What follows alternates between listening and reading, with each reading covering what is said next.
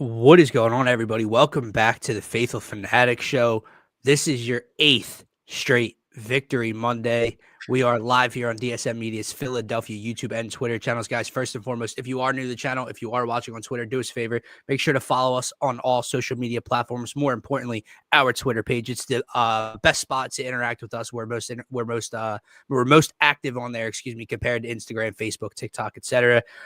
So follow us on Twitter. Check out the link tree in our bio. It'll take you to every other platform we're on. Then check out the YouTube link specifically. It is the best and only spot to get your thoughts, comments, and questions pulled up here on the screen with us. I'm on half of your host, Dylan Davis. To my right, my faithful co-host, Scotty. Your Philadelphia Eagles take a commanding lead in the NFC East. 8 straight victories, 10-2 on the year, man. They go into Baltimore.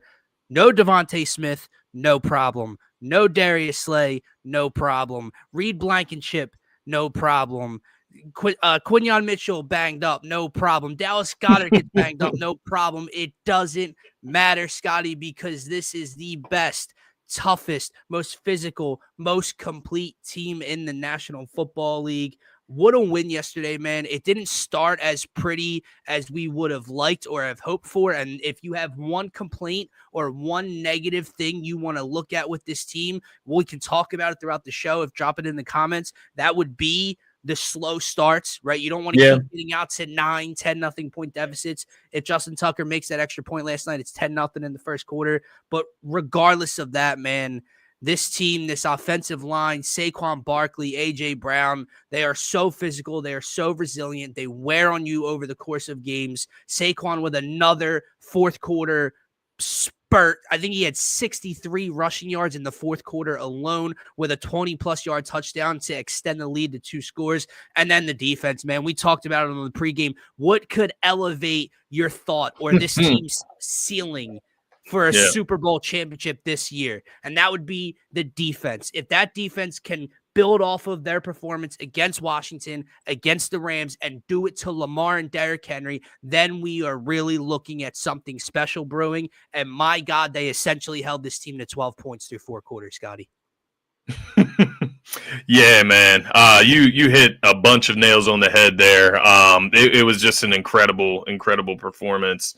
And I think it's because it kind of went a little different than maybe we even pictured it, right? But I think even to your point about, a complaint, and it is a complaint, and it's a fair complaint. You don't like the slow starts, period. There is this confidence though, right? That as long as this defense hangs around those first couple drives, once we see the offense get going for one drive, it's a wrap. There's no stopping them. They get going and they keep going and they don't stop. So I think that is one side of things. It's almost like this could be perceived as good or bad. It's almost like it takes 2 or 3 drives almost for Kellen Moore to figure out what they're looking at, or maybe Jalen Hurts figuring out what he's looking at. Maybe that's the processing time. That could be good or bad, though, because it looks so good after it's figured out. Yeah. It's an interesting point because we're sitting here and think about this for a second. For the past couple of weeks, we have praised Vic Fangio and this defense because sometimes, like in LA or Washington early, our defense allows the opponent to drive right down the field immediately, right? The Rams fumbled on their opening drive, then they scored following that drive. And then it took 2 or 3 possessions for Fangio and this defense to lock in, right? And then they shut everything down. Whereas the offense, it's almost the same thing. To your point, the issue is the offensive side of the ball is the side of the ball where it's scripted. The prep, like your first 15, 16 plays are scripted. You should be able to prepare and game plan for what you want to do. And so that's why it's a negative, because the defense doesn't have that preparation. The defense is responding to what the opposing offense wants to do off script. Our offense builds our script. It doesn't look pretty, but then to your point, it's like you do have to give Jalen credit. You do have to give Kellen and Nick credit, because once they start to figure out what you're trying to do to take X, Y, and Z away, they respond, and they don't really ever let their foot off the gas, Scotty.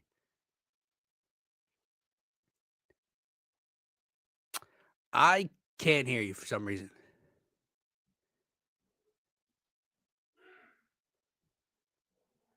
Never It's been a day, pre-show. There you are. There you are. Okay. For some reason, there's an echo, and then I try to, use the tool to reduce background noise, but then obviously that canceled my whole voice out. Yeah, it's been a day, man. The internet seems to be moving hella slow. I see Brian in the comments here. I'm happy he's here today. Because he maybe was right. I think right in the wrong way, in the sense like Jalen didn't need to do anything. Once again, he didn't need to do anything significant through the air. It wasn't called for, but he made timely throws. He made timely runs with his legs. He made the right decisions to give 26 the ball. And it ultimately worked out for the Eagles, just as we would all like to see. They keep showing their identity, man. And you kind of hinted at that, Dylan, to start the show. You didn't hint at it. It's what it is, right? It's sticking to the identity. There's a level of physicality that this Philadelphia team plays with that I don't fear any team any further. Like this is erased any amount of fear that I might have had that, it's kind of like last season when you see San Fran come into Philadelphia and they just get punked on the sideline to start the game. Then the physicality, we get smacked in the mouth from the jump of the game, and then all of a sudden the 49ers are up, 21, 30 to 14, some shit like that. That's not happening to this team. When the defense needs a stop, when the offense does open the game like this, the defense is getting stops. It started 9-0, and CGJ is over on the sideline. You see him rallying the troops, and that's a guy I did want to mention here because I feel like he's kind of going as this unsung hero at this point because he started out the season horribly. He was horrible, especially to his standard, right? And I'm talking about CGJ. He has really come to over this win streak, right? After the bye week. I don't really see those same mistakes that we were seeing. The guys left wide open in coverage, right? CGJ is actually the guy flying in to these piles and helping stop the run. He's at the front lines delivering hits and then using his voice on top of it, right? And so I really want him, man. I felt that way in 2023 when we went to the Super Bowl. That defense, I felt like he was the leader of that defense. He's one of the leaders within this defense, and I think his voice is a big impact on this locker room, man. I don't know if it's just a Philly thing, the way Lions fans felt about him leaving. They didn't really care. I was really happy to get him back, and it's starting to kind of show it's starting to kind of show its head, bringing him back and what it's worth, man. But defense as a whole has just been awesome. Correct. And I think that's a very important aspect that we can start with here on the show. Look, we can talk about the defense. We're going to talk about all aspects of this win because, my God, it is a humongous fucking win for this team.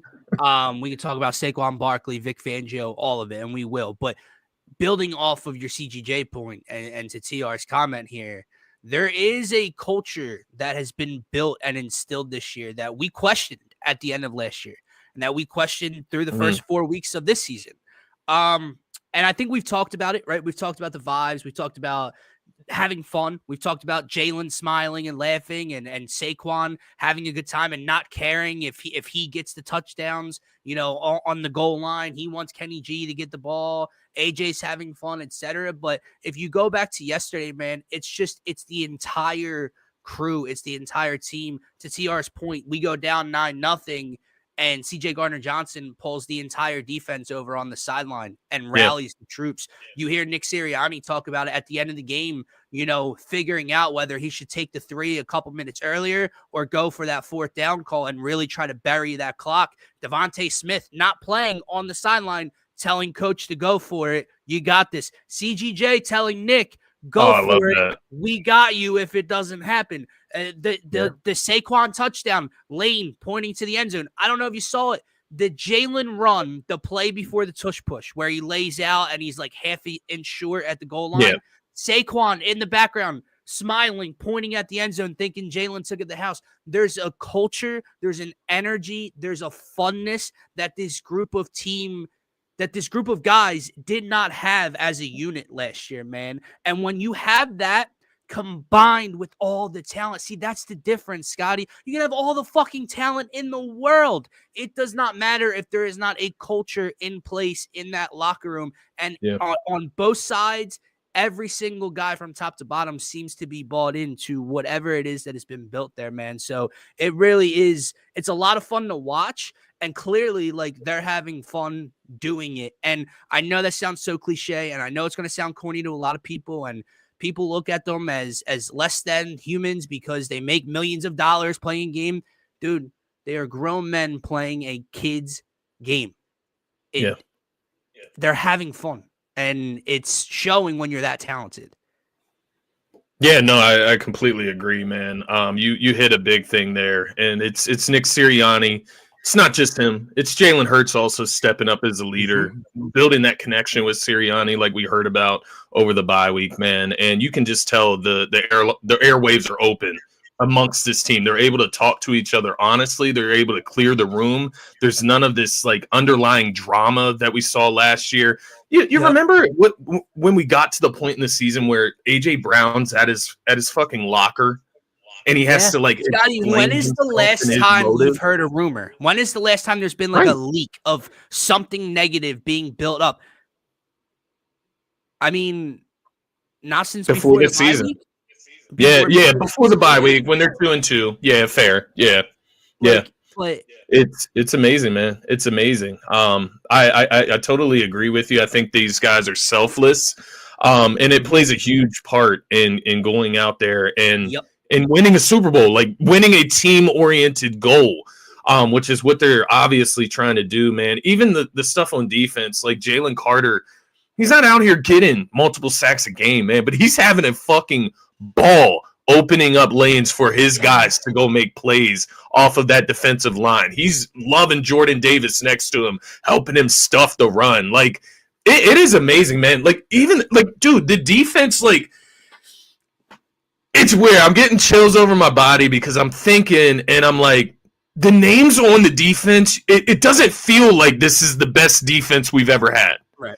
It's not supposed to be the best defense that we've ever had. But statistically, and it's the statistics that matter. Like, yes, the defense the year we went to the Super Bowl a year or so ago, that defense was great getting pressure on the quarterback. They had record amounts of sacks, right? This defense covers every single level, and they got depth at every single level, man. Nakobe Dean goes out. You got Oren Burks that comes in and makes plays at the backup linebacker position. By the way, Nakobe Dean, Zach Bond, when's the last time we had linebackers like this? Like I don't understand how we could sleep on this. Is it Vic Fangio? Like, I don't know. Exactly. And to build off of that, man, they're not supposed to. On paper, this is not supposed to be the most talented team we've had. But again, how much does culture matter? Coaching matter. Being bought into the system matter. It was pointed out from different guys, from Dan Orlovsky and different people on ESPN and the film and Sam Manuel Acho, etc. And just how they just flock to the ball, each and every guy, and just punishing you. They're fundamentals. all bought in. That's the difference. You can have all the talent on the world. If you are not bought into the coach, if you are not bought into the system, if you are not bought into your role, it's not going to mean a damn thing. And it does this year, man. Look, I got to say one thing about the offense, and then I have a lot to talk about with the defense. They did kind of what I wanted to see to raise my thought process, my belief in this team even further, because we talked about it on the pregame show. We talked about how bad that Ravens pass defense had been. And it would have been one thing for Kellen Moore and Nick Sirianni to see that and go, let me attack. And at the end of the day, we're looking at Jalen Hurts, 22 of 34 and et cetera. And you're getting away from Saquon Barkley. They bullied the bully. Brother, the number 2 ranked run defense in the National Football League didn't give up over 67 yards, I believe, in a single game to a running back outside of Najee Harris 2 weeks ago. And Saquon Barkley ran for 63 in the fourth quarter. They stuck to their identity, and that is so goddamn important because obviously you have to attack mismatches and you have to go after a team's weakness and pick your spots, but you do not bail or give up on what you do best. Steal on steal, what we talked about all afternoon yesterday. It's what they did to Washington. It's what they did to the Rams, and they continue to do it. Was Saquon going berserk? Were they even using him enough in the first 2-3 drives? No, probably not. You and I were texting about it. 1st and 10, 12-yard run for Saquon. He doesn't touch the ball the next 4 plays. Same thing with the next drive. 5 yards on 1st down, doesn't touch the ball. We're getting a little frustrated. What's going on? And then they wear on you, and they get back to it, and they bully you, and they bully you, and they bully you, and then boom,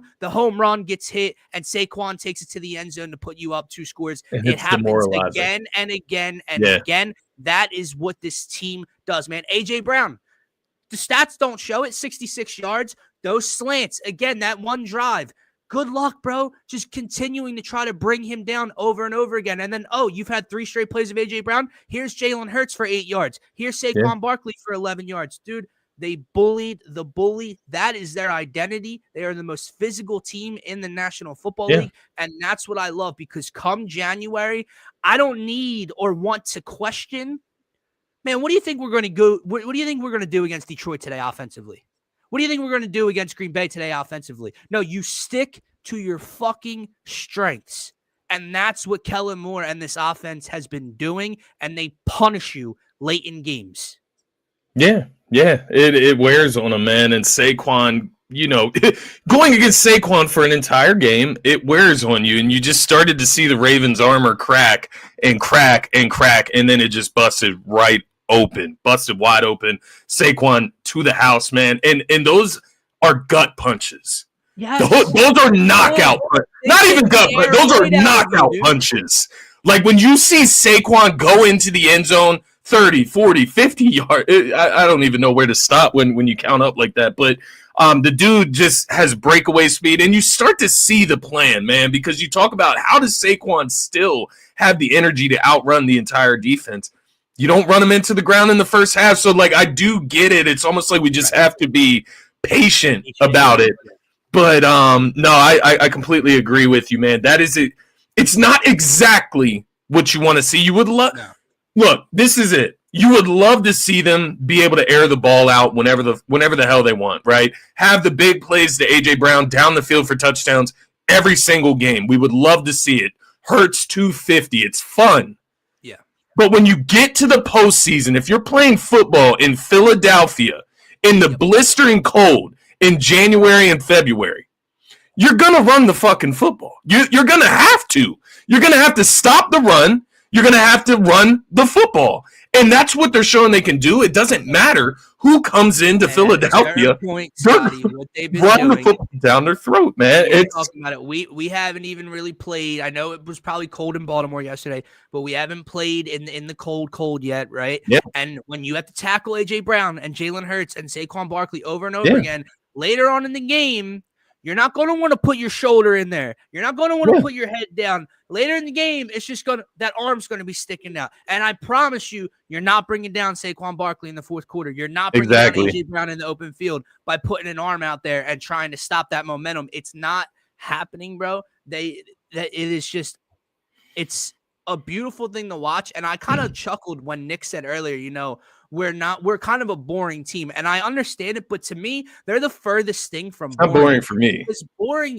It's not, it's not boring to me, but also maybe boring for the other team. A goddamn thing boring about Saquon Barkley taking a 72-yard house call against the LA Rams or taking two 30-yard touchdowns against the Commanders on Thursday. There's not a goddamn thing boring about that, man. It's not like they line up in the I formation, 3-yard gain, 2-yard gain, 4-yard gain, 3-yard gain. No, they're explosive and they punch you in the mouth. Peter Schrager kind of said it best this morning, man, and you mentioned it with that body shot, right? Being physical down the stretch.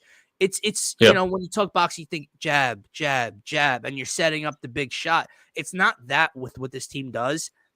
It's body shot, body shot, body shot. And by the 8th, 9th, 10th body shot, you can't take another one. And your knee hits the canvas, and you're done, and you're TKO'd, and the fight's over. And that's what it is, man. They cannot continue to try to slow down this Eagles offensive line with Saquon and this running game, man. It is so Yeah. fucking fun to watch, man. It is funny, Brian. This, and I came around to Brian's perspective last night. This is why I'm having fun with it, because I feel like I went a little hard on him yesterday in the comments, kind of trying to defend Jalen. I do agree with this. Like, for some reason, Jalen he'll look really slow in like some of these scrambling opportunities, but then you see him go up the field for that 8-9 yard gain, and he looks like the fastest player on the field. It's very odd. But I will say this, man. Sure, you can call Jalen Hurts' game mid yesterday. He did what he needed to win the game ultimately. You look at the identity of this team, and you said it, man. You said it. Jalen is part of that physical identity. He is part of that wearing the defense down, taking the opportunities in the right moments to run the football as a quarterback. And he's not an easy quarterback to bring down either. So he is part of that, man. And I did want to point this out because Josh Allen is like running away with the MVP this year. And I found this tweet, read it out from Fangio, right? Read it out. Should Jalen Hurts be in the MVP conversation? And I'm not arguing here that he should, because if anybody on the team should, it's Saquon Barkley. But for just argument cases, right? Josh Allen this year. 3,025 total yards. 60, let's round up, 65% completion percentage. 27 total touchdowns, 5 interceptions, and a 10-2 record. Jalen Hurts this season, the mid, right? Mid. He's not part of this. 2,979 total yards, 68% completion percentage, higher. 26 total touchdowns, 5 interceptions, 10-2 record. But Josh Allen's running away with the MVP. Because he has more passing yards? That's what it is. I mean, well, first of all, let's call. Here's the issue: Josh Allen. Now that Lamar is 8-5, it's tough to make the argument.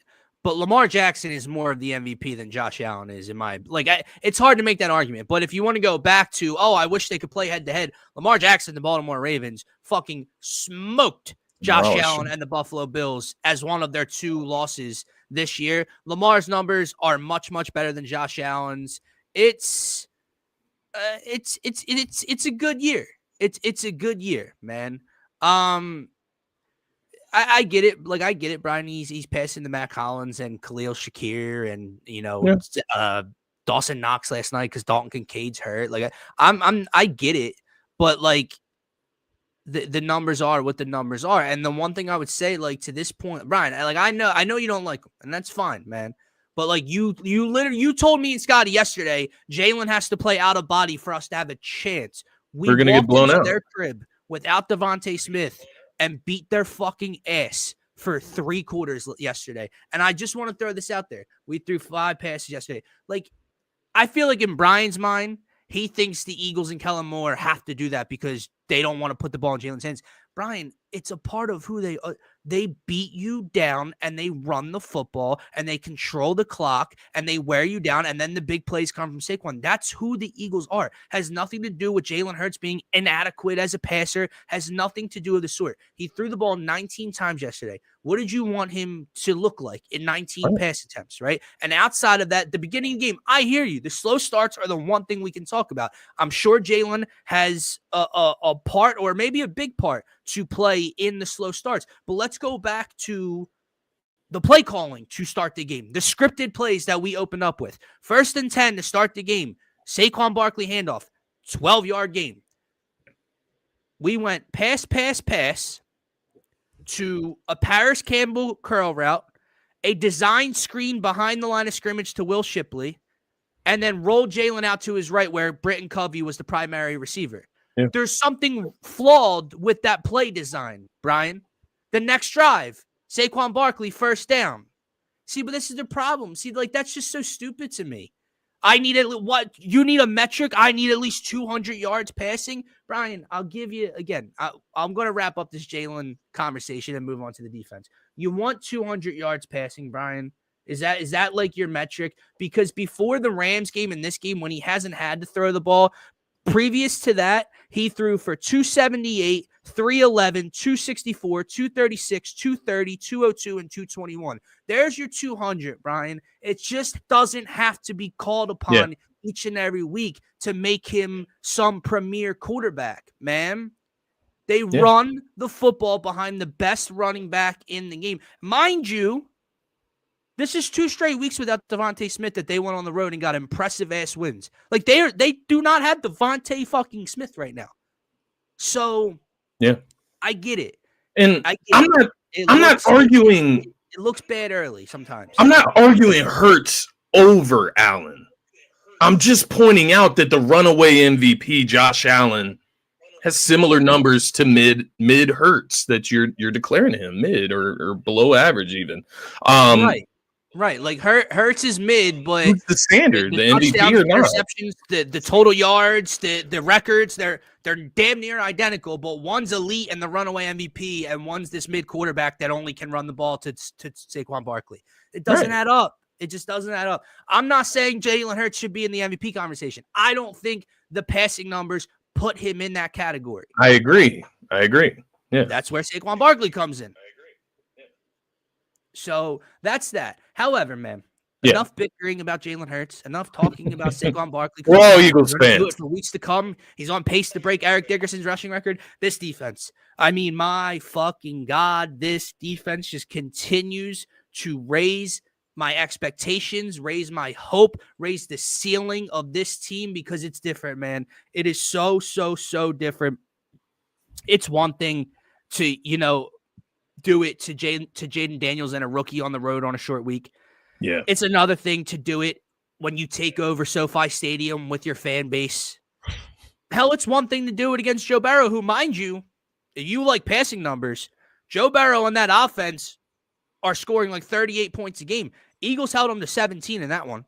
So it's one thing to do it to all those teams. It's another thing to go into Baltimore with Lamar Jackson, who we were told by Brian in the comments that he is this dangerous player. Derrick Henry, is he or Saquon Barkley the best back in football? Zay Flowers is popping off. They have the number 1 or number 2 offense and number 1 rushing attack in the National Football League, and your defense walked into their crib and held them to 12 points. Yes, the total score says 24-19. That game was 24-12. It's been the same thing for the last 3 weeks where they have given up a touchdown with 40 seconds left that does not matter to bring the game back within 1 score, and then an onside. It just doesn't matter, man.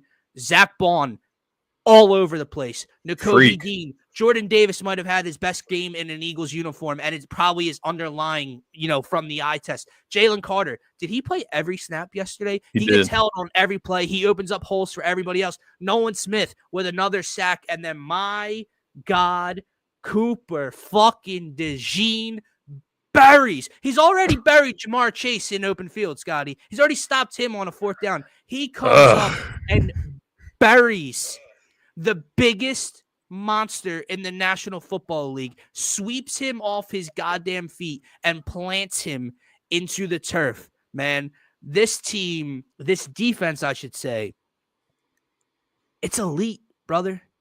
Quinyon Mitchell, he got like nicked up on that one play. I don't know that I saw Quinyon Mitchell on the field out of that because they didn't throw his way again. They just don't do it. Yeah. Lockdown. He's the definition of a shutdown corner, and Cooper DeJean is just the playmaker back there, man. He makes exciting plays. Mr. Fundamental. Like, just, wrap up, head up, drive, right? Like, that's the tackling drill. Like, tape that you show, that is the tape you show middle schoolers how to wrap up and tackle. Like, that's what. Yeah, literally. He's coming in, and this is a rookie doing the fundamentals, right, to a T on one of the best running backs of all time. It is just amazing, man. Cooper DeJean is special. I did want to talk about Zach Bond, man. We talk about him every week at this point. He's a guy you need to get him re-signed. Like, we don't need like he's better than Jordan Hicks was, like, for us. we don't need another situation of regret like that, right? Like TJ Edwards, maybe that's a better example. He's better than TJ Edwards, by the way, at least for this season, man. You got to lock him up. You got to lock him and Nakobe together until Nakobe's out of his prime. Like literally lock them together and create a tandem there in that linebacking position. You look at his numbers. I got the tweets today, man, because they were coming out today, brother. Like this was the win. This was the win that puts the fear in everybody else's heart and finally gets them the recognition that they deserve. But looking at Zach Bond this season, bro, he's having a better season than Panthers legend Luke Kuechly had during his Defensive Player of the Year season, except Zach Bond has played 12 games, brother. Zach Bond, 118 tackles this season, 6 tackles for loss, 2.5 sacks, 4 forced fumbles, 1 interception. Luke Kuechly in his Defensive Player of the Year season, 102 tackles, 7 tackles for loss, 1 sack, 0 forced fumbles, and 3 interceptions. What are we talking about here, bro? Like, what are we talking about here? On the number 1 defense. Dude, there is an echo, man. I'm wondering where that's coming from, brother. Your like video to audio is like off, so like you're lagging. The words are leaving your lips before they're coming over. Yeah, so it's it's all right. We'll get it.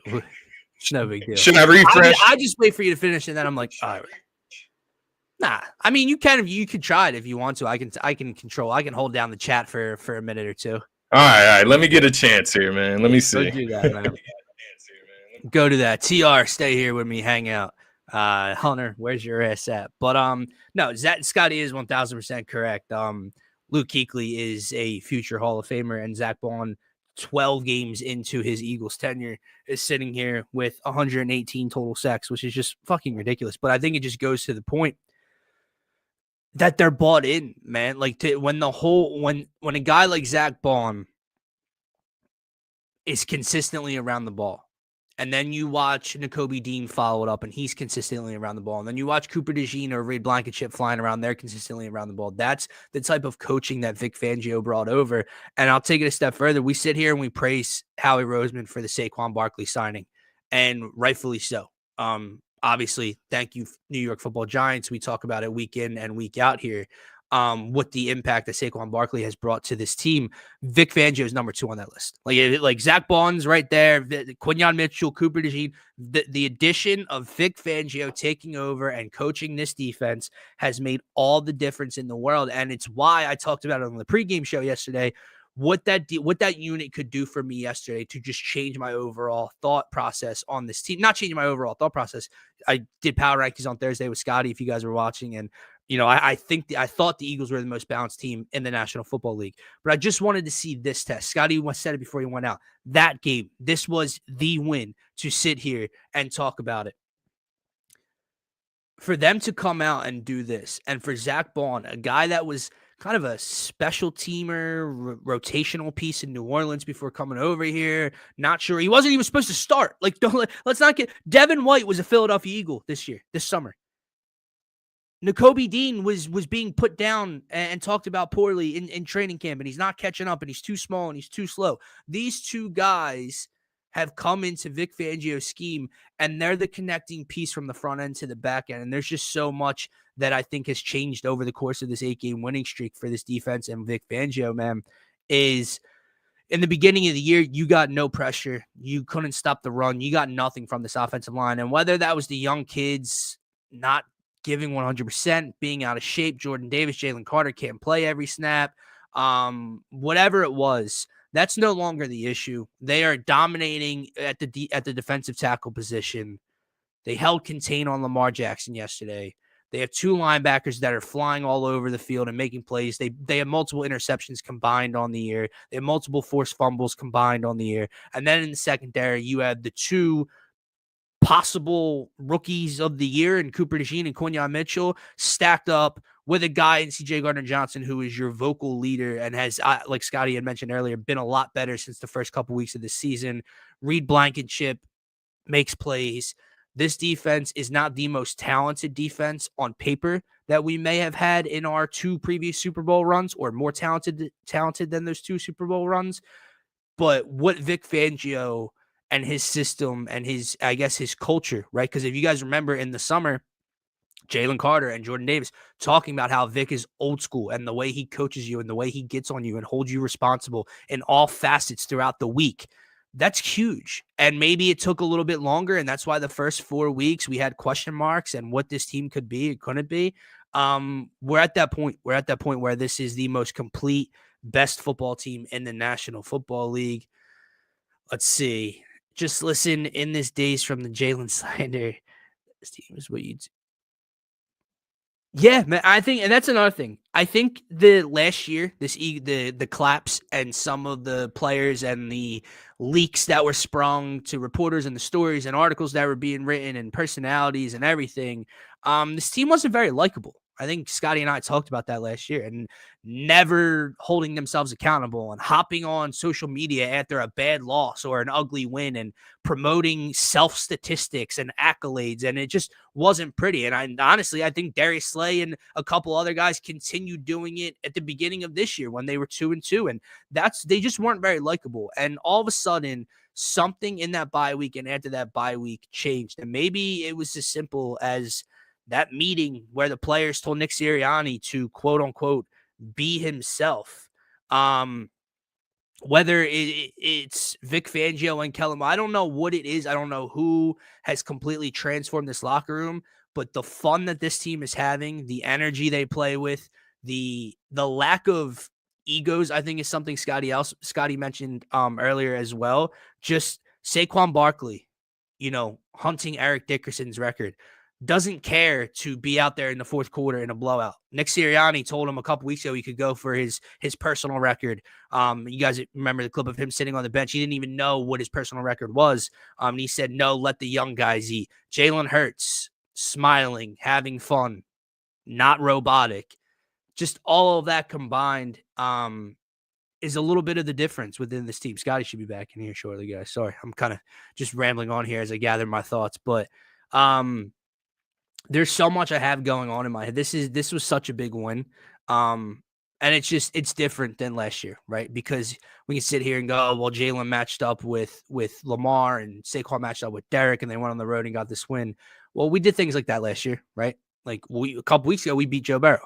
Last year, we beat Josh Allen. Last year, we beat Patrick Mahomes. But again, there was something off with that team and the timing of those wins, and we were kind of just then reaching the plateau point, and we were going to hit that decline. Little did we know at the time. And right now, it's like we're still climbing that mountain, and we're still getting better week by week. Because trust me, there's things that this team can fix. I know Brian's not happy with the slow starts and how Jalen looks early. That is something they can fix, because it does bring to mind, man. If you play the Detroit Lions, whether in here, in Philadelphia, or in Detroit in that dome in January, and your offense starts slow and they have 2-3 and outs in the first quarter and Detroit controls the clock, is your defense going to be able to bail you out against that offense? Is it going to be sustainable to continue to have scoreless first quarters? Now, obviously, we know they stopped that trend a couple weeks ago, but this week was a prime example. It did not start pretty. The third quarter, I think in the third quarter, coming out of halftime, which the Eagles have been a third quarter team, a second half team, the Baltimore Ravens controlled like 13 and a half minutes of that 15-minute clock in the third quarter. The offense came out and just went 3 and out and 3 and out. So, yeah, I think that's the biggest thing, right? You have to watch how long you get away with this trend. Because Scotty was like, I get saving Saquon. If that is part of the plan, we have no idea. Maybe it's not, and it's just by coincidence. I understand saving Saquon. Don't know that you can do it in the playoffs. When it's win or go home, you have to unleash him week in and week out. If you're playing 3 or 4 games to get to the ultimate goal of bringing home a Lombardi, you have to just unleash him early. Because if you sit here and it's, in the first quarter Saquon touched the ball 2 times and we didn't pick up 3 first downs and we're down 9-0 again, cannot keep putting yourself in that hole. Hello, what's going on? Oh man, that was treacherous. Had to restart the entire laptop, man. But should be good now. I'm trying to listen if there's a echo. We're still lagging a little bit, but we'll continue to push, man. We'll move. But no, I was listening to what you were talking about. I was just rambling. No, I think you're spot on though as far as what they can improve on. I think it's very obvious as to what they can improve on at this point. And I think, just the offensive slow starts. Obviously Jalen maybe taking a little bit longer to get into his rhythm. That's why I do wonder, man, like, is it Kellen Moore figuring it out? Like, how many of these plays are changed at the line? And how much of it is Jalen just figuring out exactly what he's looking at defensively and then adjusting? Because it seems like the runs become more timely as the game goes on. The quick slants become more timely as the game goes on. Deep shots down the field get more timely. So the timing just keeps picking up as the game goes on. It does make you wonder how much of that is Jalen. So just to be fair to Brian, Mr. Pumper, be fair. I don't know, right? Because it shouldn't make sense when those first 2 drives or those first 15 plays that you want to run. That's the preparation you're putting in. That's the scouting report you're gathering on the defense and what you want to attack and and et cetera, and what positions you want to get them vulnerable in. And it's like we're starting slow there, but then you're going to tell me after those first 2 or 3 drives, the quarterback just put so I don't know how much of it is just stupid fucking play calling. I have no idea. That's another thing. Like, you're going to tell me that Kellen Moore gets it after all of a sudden, like, oh no, we got to go back to Saquon. So I really can't put my finger on what it is. I think Dan Orlovsky funny enough, Dan Orlovsky did a good job of breaking down our first touchdown drive on the RPO pass to Goddard for to make it 9-7, where we basically went no huddle the entire drive. And he pointed out they got Baltimore in like a 2 linebacker set, and we went no huddle, so we didn't sub, so they didn't have time to sub. And basically, it's not no huddle as in we got the play right away. It's no huddle. Let's just keep them on the field. Jalen sees it again, goes up line of scrimmage. Jalen's pointing it out, and that was the play. They mixed in. They had 2 Saquon runs. They had a Jalen keeper for a run. They had an AJ slant, and then the play feeding off the AJ slant was the same exact play, except this time they bid on the AJ slant and it left Goddard wide open in the flat off the RPO. And it's like, that's so, you know what I mean? Like, if Jalen has grown and evolved enough from last year to this year to diagnose the defense and put himself and the team in a rhythm like that. Yeah. How, like, you're telling me he's just brain dead to start the game? Like, he wants to throw this screen to Britton Covey on the first drive? Or is it just like Nick and Kellen go, nah, let's get this out. Like, I don't know, man. So it's very odd. Is it Nick Sirianni? Yeah. And then he's just like, I don't got it this week again. I'm not gonna go down that rabbit hole because Nick's been doing good. What I needed him to be. As of late, he's doing a fantastic job. The culture, we've spoken so highly about this show. You have to give credit to him, right? Because what am I going to sit here and say? No, someone else built. No, it's his locker room. So yeah, I don't know what it is, man, that gets it. Maybe they just, I don't know. Like, I guess in a perfect world, they're okay with that if they can keep it 3-0 or 0-0 potentially, because they're not showing you their hands and maybe they're trying to get the defense in this kind of look based off of those plays, and then bang, this is how we counter. But the problem is if that's part of trying to bait, you're praying that or believing that your defense is going to get 2 or 3 stops in a row to open up a game, and you can't continue to play around with that. So, it's going to be interesting, man. Yeah, no, I completely agree, man. And I think Darius brings up a great point here as well. Just no Smitty. I know we talked a little bit about it earlier in the show, but no Devontae Smith, man. Like, this is a top 20-ish, right, wide receiver in the NFL that we're looking at here that's missing from this offense. It just causes an uptick in priority for all of these other targets in the offense. So Dallas Goedert now becomes your second best option in the pass game, right? In the receiving game, I guess you would say. So it is interesting to see how that looks without Smitty, because I look at what kind of transpired yesterday, especially in the first half. The fact that you even have to go to Britton Covey, my dude, like, you know what I mean? Like, there would be plays drawn up for Smitty in these situations where you can go to him while AJ's taking all the attention. I mean, Paris Campbell's elevated off the practice squad, and the first pass of the game is going his way on a curl out in double coverage. Like, what are we doing here? Like, and that's the one thing that I think has kind of hurt. Like, we've talked about the depth of this team all year long. Yeah. And not many teams have a 1-2 punch like we do with A.J. Brown and Devontae Smith. The issue is when one of them goes down, and I'm going to be honest, man, how many out of 12 games, how many have we played with both of them? Right. Like 3 or 4?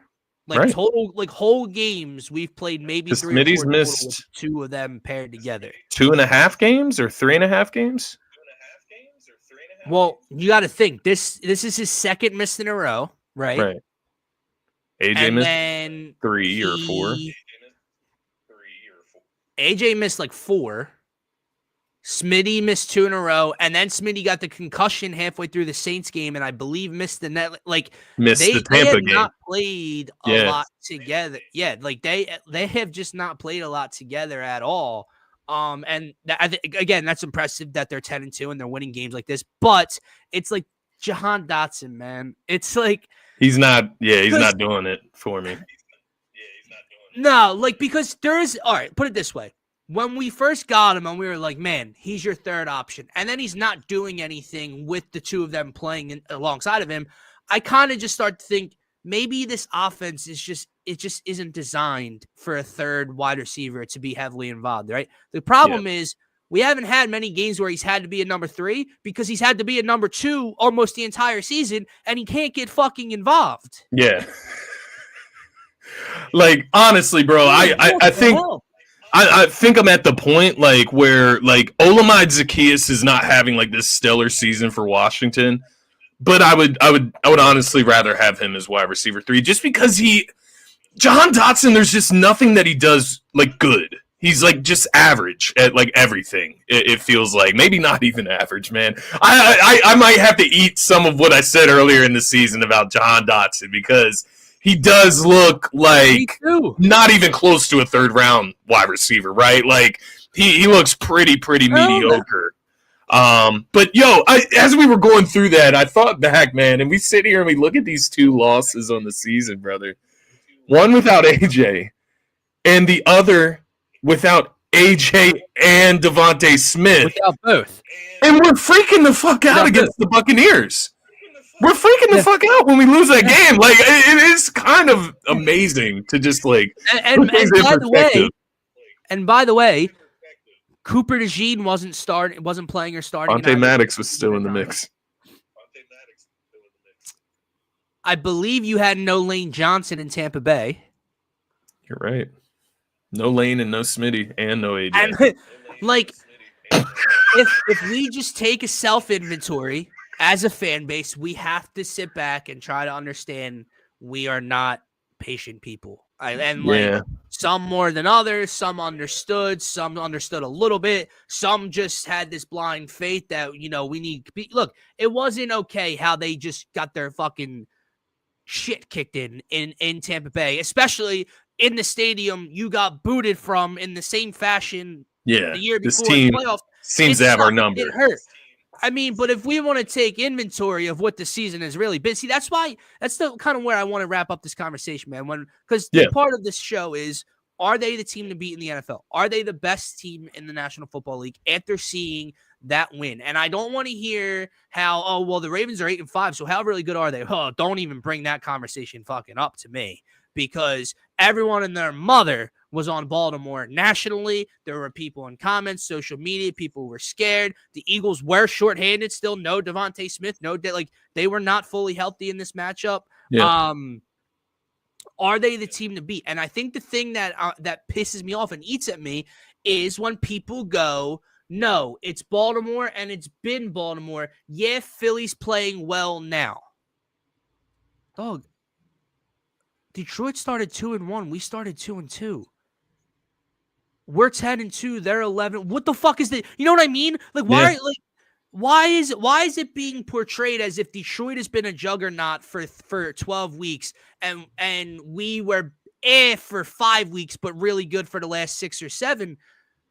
Dude, there's no difference. There is a 1-game difference between these two teams. Yeah. I'm telling you, man. And Tampa Bay is Detroit's only loss. So the Tampa Bay team that beat us with no AJ and no Lane and no Smitty is the same Tampa Bay team that beat the fully healthy Lions to give them their only loss in that period of time. So our only other loss to separate us is week 2, and we know how that game ended against the Atlanta Falcons. So when people sit here and talk about how the Lions remain on top because they've been this way the whole year, you're suggesting that the Eagles are like just catching fire.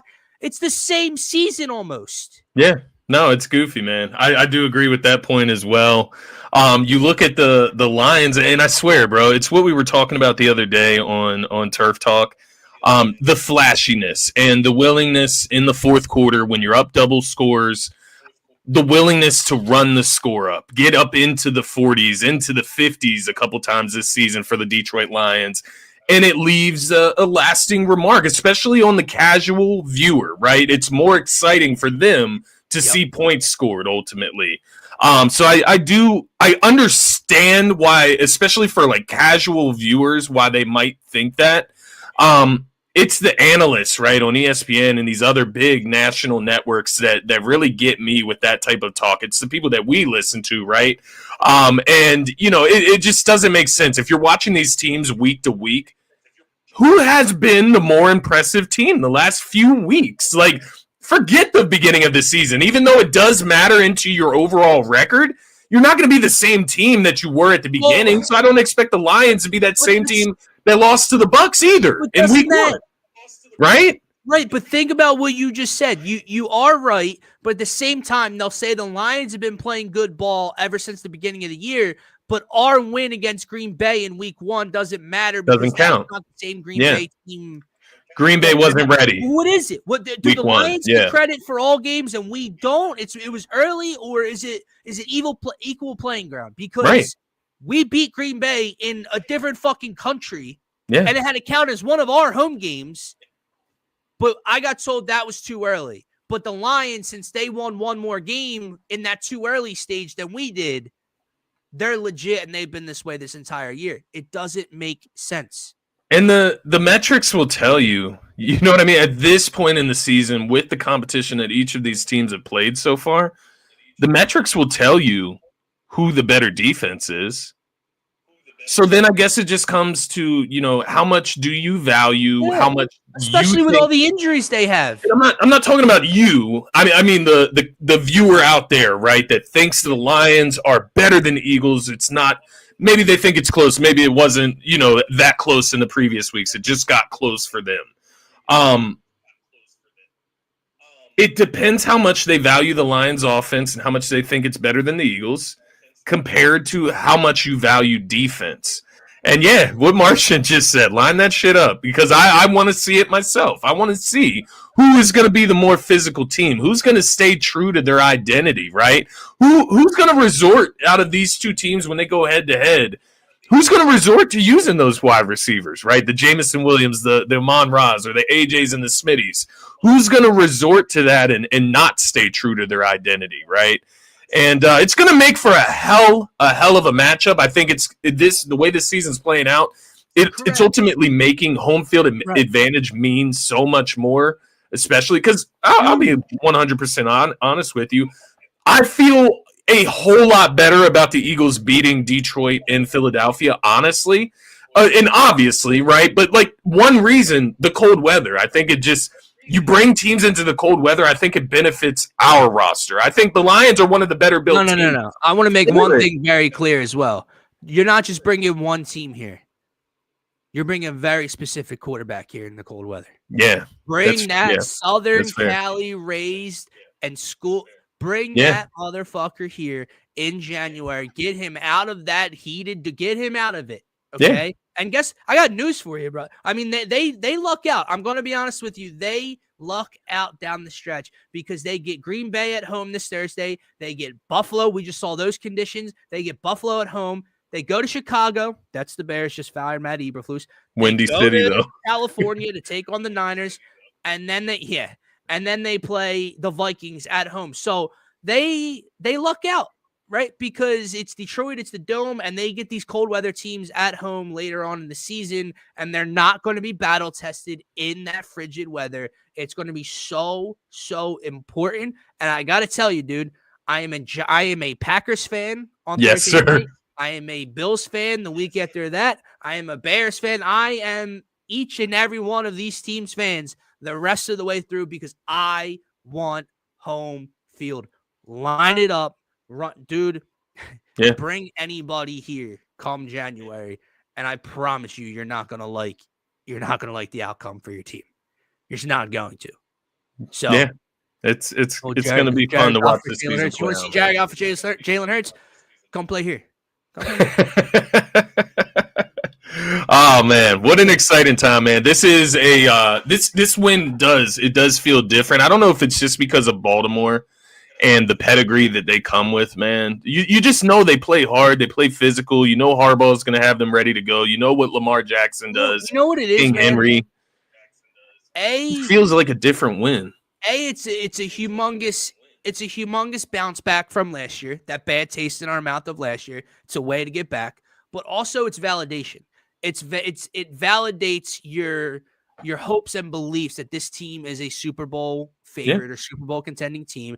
But let's be honest, inside insecurities, you look at the schedule and you look at who were the Browns and the Giants and the Jags, and you want to know. You want that litmus test. Yeah. And then you get a test and you pass it.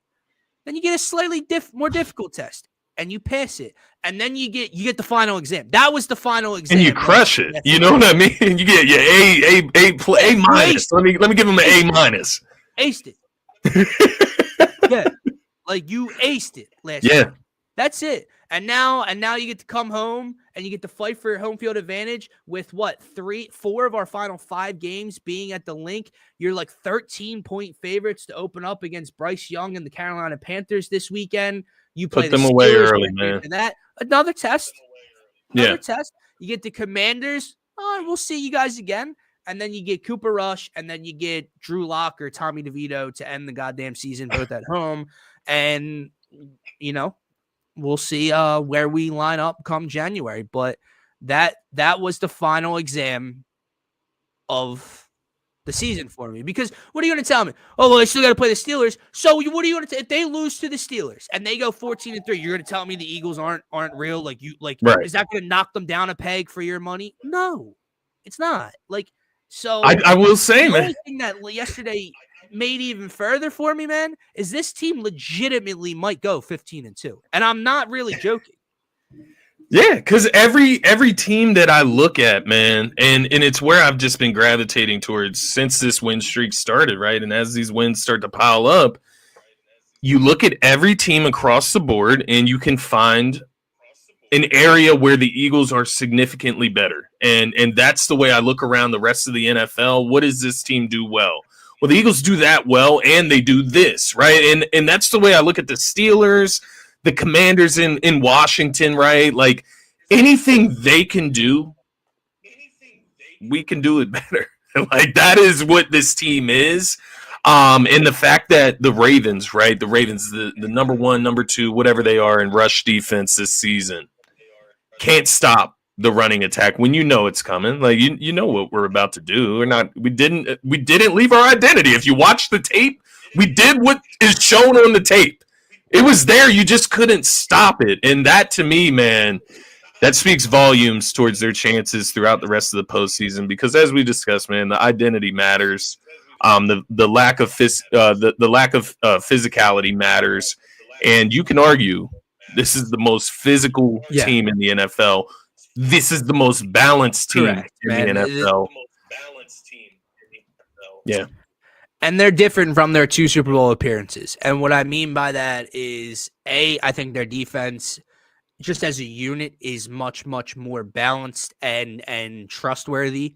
than we've seen then in those two Super Bowls. Like we had the pass rush in 2022, but you had question marks, in the secondary. And I know it sounds crazy because Bradbury and Slay were like all pros that year, but you had question marks. And then we get to the offense. And like the Foles thing, we had Ajayi, we had Blunt, we had Clement. We air raided the fuck out of that Super Bowl. Yeah. Last Super Bowl, we had Miles Sanders on a Pro Bowl year.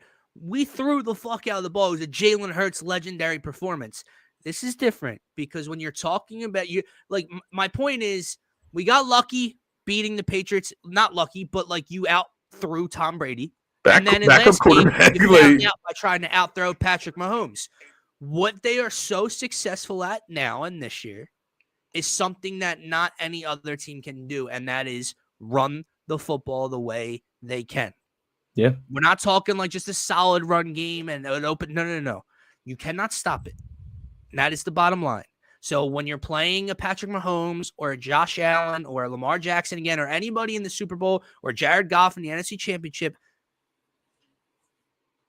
you should win the time of possession battle. You should hopefully win the turnover battle because you're putting the ball at risk less. Just a lot of things can go your favor by being dominant at the one thing they're dominant at. And that's the biggest thing for me, man. So yeah, I'm ready. Like it's December 2nd, and I'm ready to advance a month and a half from now because I'm ready for this team to go do what we very seldomly have seen them accomplish. As you're talking there, man, it feels like we're on a collision course headed directly for the Detroit Lions, man. It's gonna happen. It's the NFC Championship. Well, hey, man, look, I want to throw one thing out there. I want to throw one thing out there. I know they went to the NFC Championship last game, and I know 2 years ago we only went one step further, but we did get one step further, right? We're gonna see. Because as good and fun and explosive as it's been for them this regular season, we are going to have to watch Jared Goff come playoff time. That's what I want to see. Now, to be fair, you go around the rest of the NFC, and if we're going to match him up, do I trust Jordan Love? Do I trust Kirk Cousins? Do I trust the Packers, man? It's not like he's got a lot of, The Packers are interesting. The Packers are they're that one team outside of the top two that I think are very interesting. I will say that. Hey. And let's find out Thursday night. You are right, man. You are right. Let the Packers go into Detroit and come away with a win on the short week and leave the door wide open for us to beat Carolina by 47 and tie Detroit with 4 games to go the rest of the way for that number 1 seed. Let that happen, man. This is the week I'm most excited for because, I know the next week they have Buffalo, but, that's what really opens the door. If Green Bay can go get that win this week, they got to play Buffalo the following week, and things will get real interesting standing wise, man. So, yeah, interesting. I wonder how it would work in a tiebreaker scenario, if we both end up with 2 losses. But they have beat Green Bay. Yeah, what does become the tie-breaking scenario? Did they beat Atlanta? Would that be it? And that's is that it? Is it common opponents, or is it common opponents, or is it common non-conference opponents first, or something weird? To be fair, they only have 1 loss right now, and it would be Tampa Bay, it's same as us. Right. No, they didn't play Atlanta either. Atlanta. Yeah. So it's interesting. Hopefully it doesn't come down to that. But let me just hold on. What is the tie? And the only reason I bring all of that up is because you look at the rushing attacks, right? You start to think about playoffs, and what better rushing attack are you going to play against outside of Baltimore, man? Detroit is that. They are that team. They are that rushing attack. Obviously you got Josh Allen, you got Pat Mahomes atop the AFC, but over in the NFC, man, that's why I say the Packers. Josh Jacobs is having a solid year. We know Jordan Love can, get some points on the board, but I don't know. I'm trying not to get overly confident as well, man. That's kind of where I'm headed towards. It's like I'm reading a lot of words right here. I get ahead of myself, but I'm on NFL.com. I'm reading a lot of words on what breaks this, and we're going to have to do our due diligence. But to wrap it up, this is a fantastic point by Jose. And it's something that Detroit's going to have to deal with more so than us because we've built that gap with Washington as of right now with 5 to play. Detroit, like, let's not for like. First of all, you got Green Bay coming to town this week. Green Bay is what, 9-3? Yeah, 9-3. I mean, Green Bay goes on the road and beats you. You got a 1-game difference, and you split this year, and things can get interesting. Not just that, you get Minnesota another time this year to end the year, and they are 1 game behind you at right now. Detroit's got 2 teams to focus on just to win their own division, let alone trying to accomplish home field throughout. So I'm a fan. You know that shit that used to say, like, I'm an Eagles fan, and I'm a fan of the Eagles and whoever plays the Cowboys. Fuck it. I'm a fan of the Eagles and whoever plays the Detroit Lions in the last 5 weeks. Facts. Yeah. Yeah, they are, Martian. And it's funny 2 losses. I believe a team that we talk about on the show beat them and scored 34 points against them, but it was in week 1 in a different. So I don't know that it in a different country. Didn't count. Yeah. We'll see.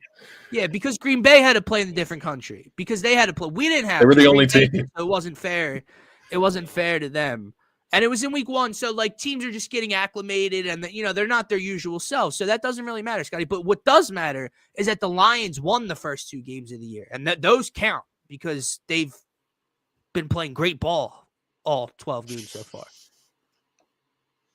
The fuck, buddy. Yeah, we're going to find out. We'll find out soon enough. Team in the National Football League. And we are definitely going to find out, man. Terry might have the breakdown. Head-to-head, so we haven't played. Division percentage. We should sweep our division, man. Well, we have a very good chance of doing so. And then, obviously, Detroit hasn't lost in their division, so they still can, but they have the more difficult, division finish for them. Common games percentage. Well, Tampa Bay is we both only lost to Tampa. Common. We will have beaten Green Bay. I don't know. So, all right, we gotta. The thing is, if we lose to the Commanders, we're probably not going to get the 1 seed anyways. So, right. If we beat the Commanders, we're probably going to sweep our division. So I think that could be what ultimately decides it then, based on that, just based on what Terry put there in the comments. Right. Because common opponents, it doesn't matter if you only both have 2 losses. You know what I mean? It doesn't matter. Right. If none of the losses are different, exactly. You know what I mean? So we'll see. Hopefully it won't come down to that. Are against 2 teams that they beat and they're undefeated. Right. We'll see, man. Let's strap in for this ride we're about to go on over last month, man. I love playoff football. Yes, sir. And it's a much different vibe in December than it was this time last year because we were terrible in our last 7 or 8 games, so we already hit the decline at this point last year, right? Arizona, we only have 5 left, so we had to have hit the decline already. So, it's going to be a fun ride. The Sixers coming off a big win, dude. Big win. Martian. Back on that winning curve. Only a couple games out of the 7 seed I just read somewhere. But no, in Sixers news, just to wrap it up here, Andre Drummond's out for 3 weeks or 2 weeks or something. Interesting. Yeah, dude, I got nothing for you in Sixers land. I do want to just throw out there. That was it. That Motvay Mania is running wild over the Metropolitan Division. And don't look now, but the Flyers are currently in a playoff spot and on a pretty nice point and win streak. And Motvay's got 3 overtime goals tied for the NHL lead. And clutch. The Flyers are the Flyers might just be a playoff team this year. I don't know, Scotty. We're gonna talk about it. No doubt, man. We're gonna have to start paying attention. It's hard with the Eagles right now, right? But the Sixers ain't giving us much, so maybe we gravitate over to the orange and black a little bit more, man. But no, I definitely have seen the news around Mate, man. He's lighting it up. The Sixers, you're right, coming off the W finally. Maybe they can get 2 in a row, man. Charlotte tomorrow night, like no Embiid, but you get Caleb and Lowry back. No LaMelo Ball. No LaMelo. Like, you know what I mean? That's the sad part. That's the sad part right there. Let me gaslight Martian a little bit and just leave him with this thought, okay? As bad as everything's been, I did read a little number yesterday after our win that we're only like 3 or 3.5 games out of the 7 seed right now in the Eastern Conference. So I'm just gonna leave you with that thought, man. We don't count us out yet. I didn't hear no bell, Martian. I didn't hear no bell. So, Paul George is back. Might never be able to play basketball again, but I didn't hear no bell. Come on, Martian. They got a W. Let's get back in, man. I'll hold the door for you, brother.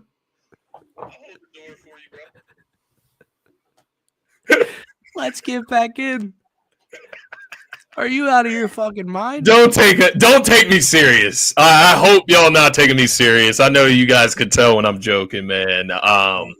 Until further notice, I don't know if we can have a serious convo about the Sixers until they start making themselves presentable and making themselves more serious.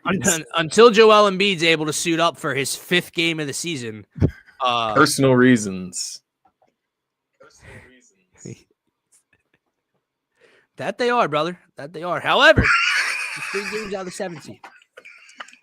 However, put it on the screen. That little number at you. Yeah. So, like, think about it this way, right? We got, 23 days till Christmas when they play Boston? Maybe they're a play-in team by the time we play Boston, and then we can really That's a goal. Right the ship, Marsh. Yeah. Just be the 9 seed by the time we get to Christmas Day. And then you never know, right? All right. Enough of this. Let me go watch more Cooper DeJean and Saquon Barkley highlights. Forget about what I just said. This Monday Night Football game. Guys. Yeah, great. Fantastic. And the sad thing is, like, the Broncos, that is the thing. Let me ask you this. Yeah. I should say this for Turf Talk, but I want to ask you now since they are playing in a few hours. Are the Broncos the most boring, like, good team or okay team in the league? Like, they're a 7-win team, and I'm telling you right now, I think about the Denver Broncos as if they are a 3-win football team. They are so boring. I have no interest in watching. I'm probably just going to, like, watch something else tonight. I'm not watching this game. They're down there with, like, the like the New Englands of the world and, like, the Clevelands of the world. Like, they're down there. Yeah. Right. Except slight problem. They have 7 wins. So, and they're going against the Browns tonight, and I don't trust them one bit. That's a great point. But at the same time, like, Jameis just got the primetime win last weekend. So, like, what are the odds Jameis goes on the road tonight and gets another primetime win and has some... But 6 points? Something's happening upstairs. I don't know. But I think we're on FaceTime with grandchildren. I think that's definitely what it is. Okay. That's a good time. Yeah. Not my grandchildren. Not my own. No assumptions, man. No assumptions. Before I lose my mind. All right, guys. We are going to be back on Wednesday, Thursday for Turf Talk, Friday, and then I was going to say a big pregame show on Sunday, and I kind of forgot we were playing the Panthers this week. So big pregame show. We'll probably still do a pregame show, but big pregame show next Sunday against Pittsburgh Steelers when they come to town at 4:25. So that'll be fun. So stay tapped in, subscribe, follow on all social media platforms, continue to help us grow this community, this channel. We're on the road to our first 200. So just keep fluctuating at this number. It goes down, it goes up, it goes down. I don't know what you guys, just help us out, help yourself out. Stick with us. And tap into the channel. For myself, for Scotty, have a great rest of your night.